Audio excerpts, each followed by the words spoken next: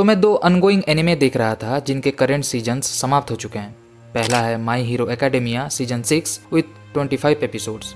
All for One ने Shigaraki Tomura को genetically modify किया है to exhibit his consciousness into him. Basically वही रिवर्थ इमोर्टलिटी वाला मामला। और इसे रोकने के प्रोसेस में पूरा सिटी ध्वंस हो चुका है और तारतारस प्रिजन से सारे सुपर विलन्स भाग चुके हैं along with all for one. कुछ प्रो हीरोज शहीद भी हुए और काफ़ी क्रिटिकली इंजर्ड भी। अपना आइजावा सेंसे द इरेजर की तो एक पैर भी कट चुका है। और इन सब के बीच में एक बड़ा खुलासा होता है जिससे तोदोरो की फैमिली में बातें और बिगड़ने लगती हैं। पता चलता है कि सुपर विलन दाबी तोदोरो की फैमिली का बड़ा बेटा है, जिसके साथ हुई एक हादसे के चलते उसे मरा हुआ घोषित कर दिया गया था।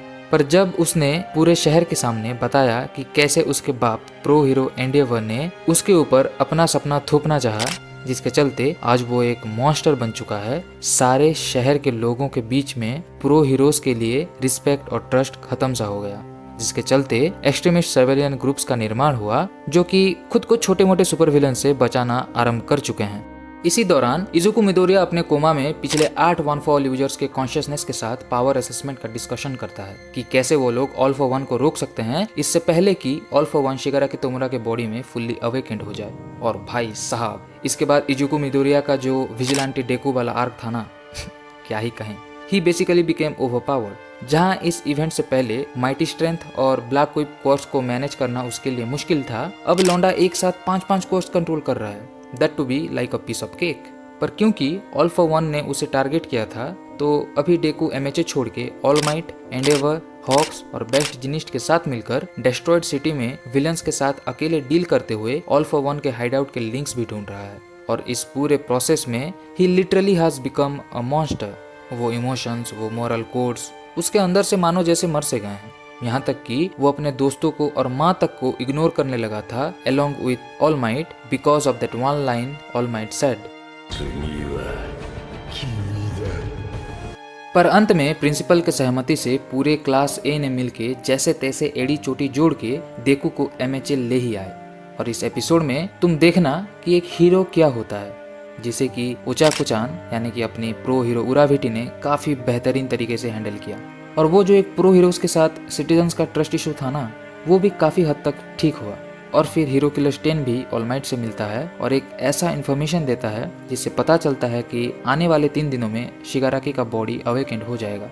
और तभी ऑल माइट बाकी देशों के प्रो हीरोज को रीएनफोर्समेंट के लिए सहायता मांगता है, जिसके लिए हर कोई राजी तो था पर अपेक्षा था उनके रिस्पेक्टिव मैनेजमेंट के डिसीजन का। पर इन सबसे अलग यूएसए की number 1 pro hero star and stripe निकल पड़ती है अपने गुरु और दोस्त ऑल माइट के हेल्प के लिए बिना किसी अथॉरिटी के डिसीजन को वेट किए, जो कि दर्शाती है कि वो कितनी बहादुर है और उसके लिए ऑल माइट की कितनी इज्जत है।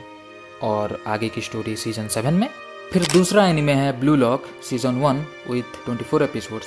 एक स्पोर्ट्स एनिमे जो कि फुटबॉल के ऊपर बेस्ड है। जापान को वर्ल्ड कप जीतना है और उसके लिए उन्हें चाहिए एक परफेक्ट सुपर स्ट्रॉन्ग ताबड़तोड़ स्ट्राइकर जो कि दनादन गोल मार सके। और ऐसे ही एक स्ट्राइकर को बनाने की ट्रेनिंग प्रोग्राम का नाम है ब्लू लॉक, जिसमें पूरे जापान के जूनियर स्ट्राइकर्स को रिक्रूट किया गया है पर एक शर्त के साथ कि उनमें से हर कोई जो भी इस प्रोग्राम में फेल होगा वो आगे जाके कभी ऑफिशियली चैंपियनशिप में भाग नहीं ले सकता, पर जो इस प्रोग्राम का अंश होगा वो स्ट्रॉन्ग जरूर बनेगा। और ऐसा ही एक लड़का है हमारा लीड कैरेक्टर इसागी, जो कि अब तक फुटबॉल को एक टीम गेम समझ के खेलता आ रहा था, पर अगर उसे इस प्रोग्राम में सरवाइव करना है तो फिर उसे सेल्फिश होके वन मैन शो करना पड़ेगा।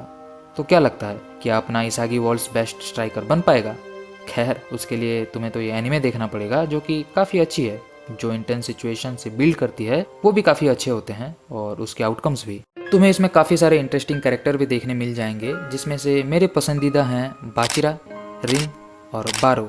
एनिमेशन क्वालिटी इसकी अच्छी है, पर कभी कभी जब मल्टीपल मूवमेंट्स दिखाने होते हैं तो ये 3D और CG में मूव हो जाती है, जो कि उतना नोटिसेबल नहीं है since they are shown just for some seconds. पिछली बार अगर किसी फुटबॉल एनिमे ने मुझे इतना पागल किया था तो इट वॉज इनाजुमा 11, जो कि खुद एक मास्टरपीस से कम नहीं। पर जहाँ हाइक्यू की एनिमेशन और गेम स्टाइल काफी रियलिस्टिक है, वहीं पे ब्लू लॉक की एनिमेशन रियलिस्टिक तो है पर उसके गेम स्टाइल को थोड़ा फ्लैशी बनाया गया है, like Kuroko no basketball, which I don't really complain because they look cool as fuck. So you can give it a try. Specially season 1 के एंडिंग के बाद मैं ये देखना चाहूँगा कि आगे जाके ये लोग क्या करने वाले हैं। खैर, आज के लिए इतना ही। अगर तुम एक सच्चे एनिमे फैन हो तो ये ऊपर वाला वीडियो चेकआउट कर सकते हो, और attack on Titan season 4 part 3 arc 1 के लिए नीचे वाला। सायोनारा। जय हिंद।